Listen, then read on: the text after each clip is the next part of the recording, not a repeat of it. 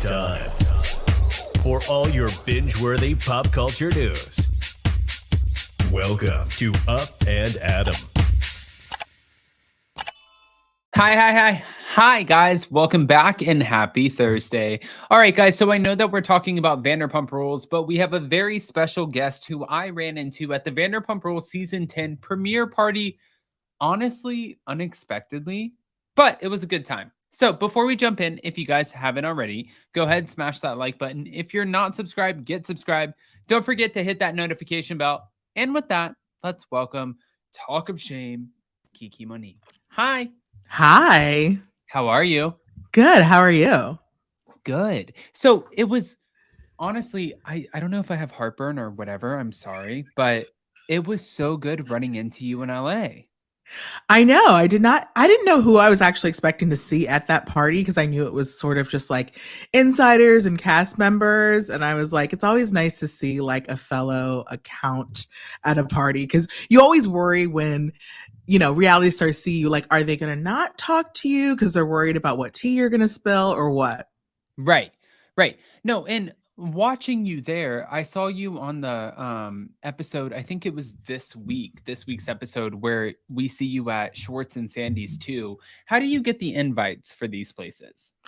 Honestly, I just stay friends with people who work on the show or close to the show, and I'm always just trying to be a plus one for the, like, you know, for the show that I was on, what was last week, the Daily Mail, when the Schwartz and Sandy's opening, I had been working with Daily Mail, and so they actually invited me to the party themselves. So that one, I actually got the invite, but otherwise I'm always just trying to be someone's plus one.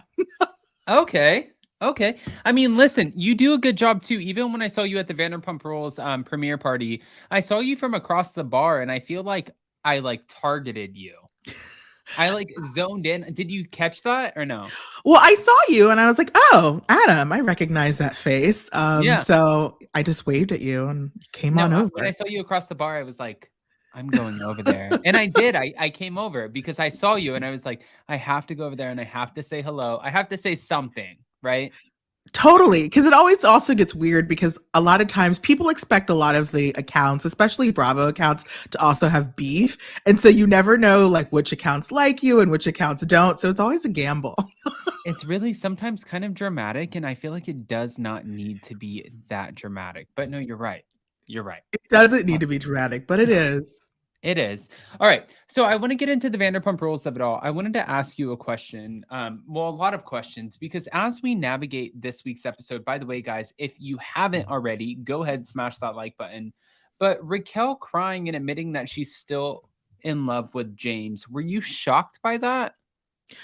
I was shocked that she did admit it on camera because it seemed like when the breakup happened, she definitely had the upper hand the whole time.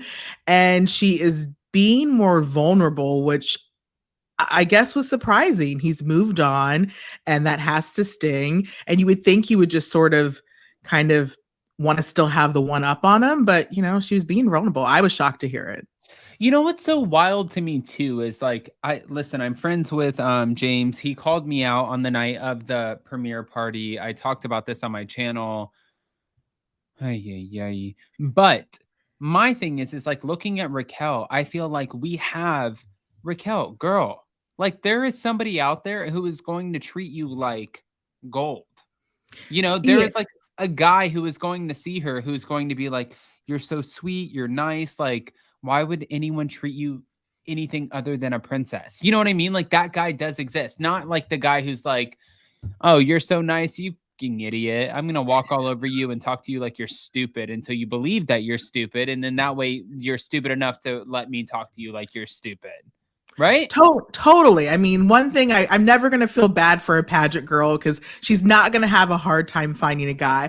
I will say, though, because she's in LA, she does, and if she tends to run in certain circles, she can come across more douchebags than necessary, and that's where it gets hard. Yeah. No, I agree with that. I think that there's a lot of douchebags in LA, but also, listen, there's a lot of douchebags everywhere you go. There's like douchebags everywhere. It doesn't matter. Go to LA, go to Florida, go to New York, I don't care if you go. Have you guys seen Southern Charm? This is true. Go anywhere in the freaking United States. It doesn't even have to be the United States. We can go over to the Real Housewives of Dubai and find some sort of douchebag. We can go anywhere you want. Okay, moving on. Katie and Ariana, they are doing this whole opening of something about her sandwich shop, which I'm sure we are going to see you at some sort of opening. But I cannot wait for that. In the meantime, they are doing this right next to Sir, which is technically right next to Tortilla Republic, where I used to go all the time and get my shots before work. This is kind of iconic. I mean, that location, I can't imagine the rent is cheap. So you're going to be selling a lot of sandwiches, hopefully. I did encourage them online. I hope there is a bagel sandwich in there because you know how I feel about bagels. So we will see. Okay. All right. Wait, there was something that people wanted you to talk about today, and I forgot what it was. What was going on? What does that mean? Can you pull me up to date? So the episode from last night. So the last week's episode that I made a few cameos on during the party, I was like, it would be kind of fun to do a watch party. Why not? And I kind of put it together last minute. So I didn't expect many people to show up, but I was like, let's go watch it live at a bar in LA, invite the followers out. It'll be fun. One of my followers was so nice. She lives in WeHo. She knows like all the bars, and she just sort of scoped out a place. And so we went to that place. Long story short, anyone who follows me, it was a terrible night. The bartender there was a complete, total dick to me, and kind of raised the stink online. And so I was like, don't want to go to this place. Well, then I'm watching this week's episode, and the double date that Katie and Lala go on is at the restaurant where I had the interaction with this douchebag bartender. So now that makes more sense. Okay. So it was just kind of funny and ironic that this, I mean, of course, I would have continued to have watch parties at this place, not any longer, but it was just funny. You're like, no more. All right.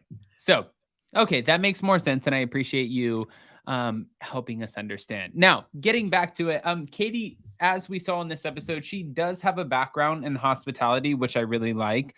But what I didn't necessarily understand was the Tom Schwartz, Scheana, and Katie of it all. Tom Schwartz and Scheana were filming her podcast in his new apartment, and he opened up about his divorce on Scheana's podcast. And I think that, like, I'm watching.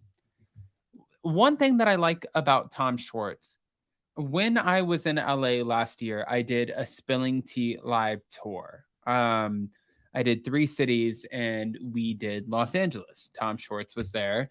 And when you talk to him, I've known him for a long time now. He's just the nicest guy. Like, if his place is a wreck, or if there's something that it's not acting, he literally is a disaster.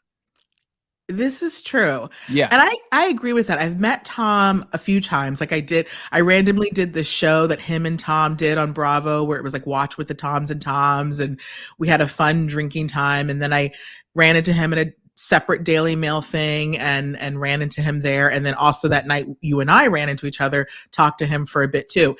He is like the nicest guy.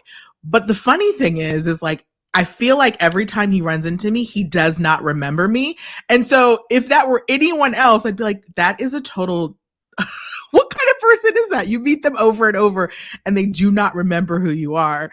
And so we were making fun of Tom that night because he's entering his villain era. And I think that there is this other side that people haven't seen, and it's going to come out this season. But it's still Tom Schwartz, so you're going to forgive him at the end of the day because he's so nice. You can't not, like, I don't know how to be mad at that guy. He's just such a nice, happy guy. Like, every time I talk to him, there's never a negative. Like, he's just a happy guy. When he's not happy and he's in a mood, he's still happy. I'm like, what the f is wrong with you, your happy ass? I don't get it. Which is why I think he'll actually embrace being a villain, because it'll be like he's entered his wrestling, WWE, where he turns to the dark side for a moment, but everyone will rally around him and he'll be fine, because I'm not worried about him. Listen, I think you could be right. I think you could be right. All right. So on top of this, Lisa was telling James about Graham. If you remember and you watched the episode, which you did, Raquel and James shared Graham. You know, for the longest time, me and my fiance at the time, who is now my husband, Jason, we've been together for 10 years. And at the very beginning, we got pets. And I remember when we would fight, and we would fight hard at the very beginning. We went through my entire 20s together, mind you. That's like a whole, you know, Yeah. right? So when I would talk to Jason about certain things, and he'd be like, fine, if you want to leave, I'm going to take the dog, you leave. I would be like, I'll stay. I will stay in this relationship because you are not taking my dog.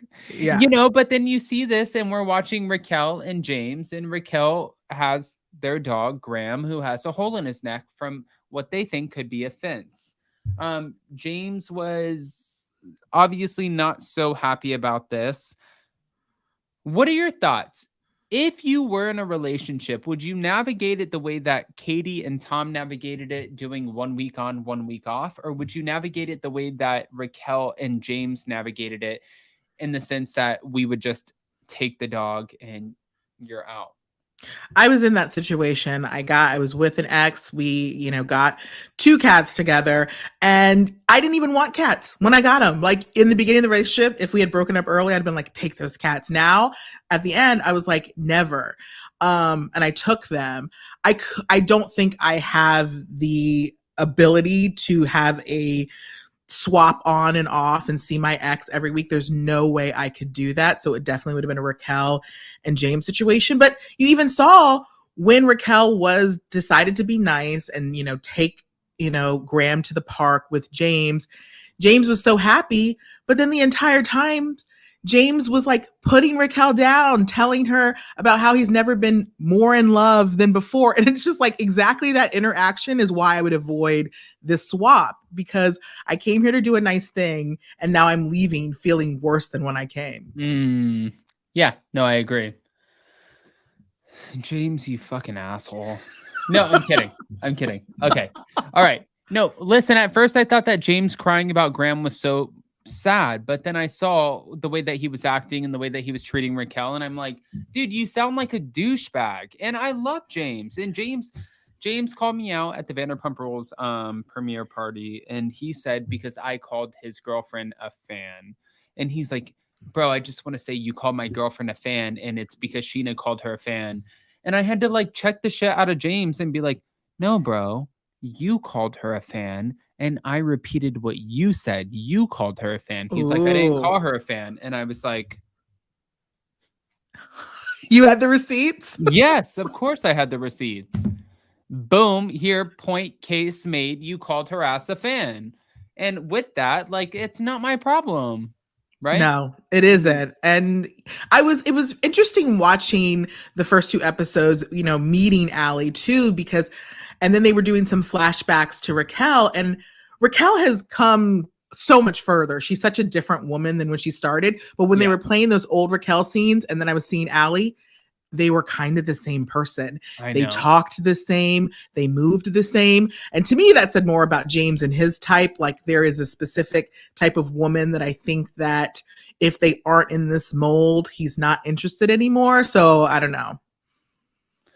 Almost like a kind of woman who's easily told what to do, how they're going to act, how they're going to maneuver the situation. It's like James needs to have control. That's what it reads. Yeah, I definitely think there are some control things there, because I think there's so many aspects of his life that have felt out of control. I mean, this is some therapy stuff. So this is one part where he needs control. All right. Well, what did you think about, if you get through it? I mean, God, there was so much to go through. Tom in the hiring and firing process. What were your thoughts about that? I do think that is where they thrive. I mean, I know that the investor, their other partner, has built restaurants, and that is his strength. But Tom and Tom are the personality, and they need to infuse that in personality into the bar, because that's the only reason people are going to come. Because let's be real. Sir, look, I've been to all the restaurants. I am not going there for the food. Never have, never will. Sorry. Cocktails, that's another thing. Had some good cocktails at the venues. But they have to infuse that personality, and they're going to be the best people to figure out who that is. And also, I didn't really like how the partner was asking that girl, like, how are you going to serve things with those nails? Sir, do not ask me about my press on nails. I can do anything, and I can do it better. Do not ask me. You're like, no, not today, sir. Not today. Not today. Okay. All right. I mean, to be fair, listen. Okay. All right. So on top of that, Lala and Raquel were cheering on the whole being single of it all. And she admitted that Scheana is trying to get her to hook up with Tom Schwartz. What were your thoughts about this? I love Scheana. I went to the premiere party with Scheana.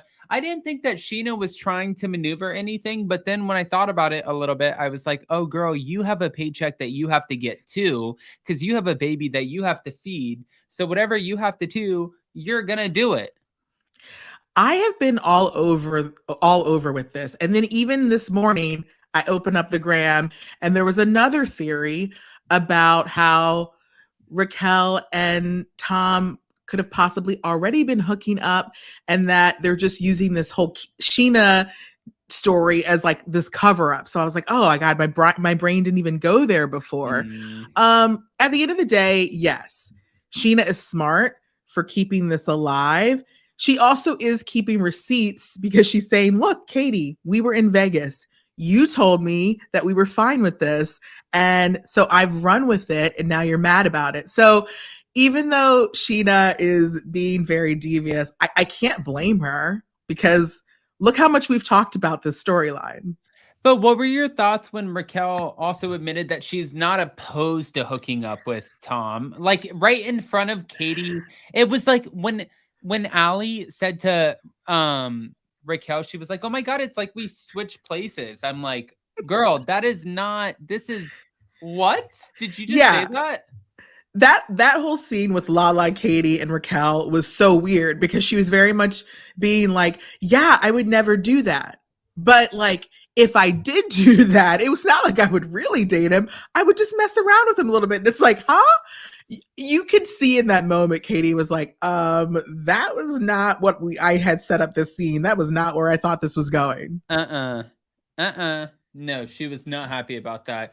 But then Lala also admitted to hooking up with James. And then I think that in that moment, it went from Raquel kind of having control over the situation, where she's looking at Katie and she's like, if I hook up with him, like, it's not that big of a deal, girl. Get over it. And then Lala's like, well, just to let you know, while you were with James, I hooked up with him. And then Raquel's like, bitch. Yeah. It's like, what is happening?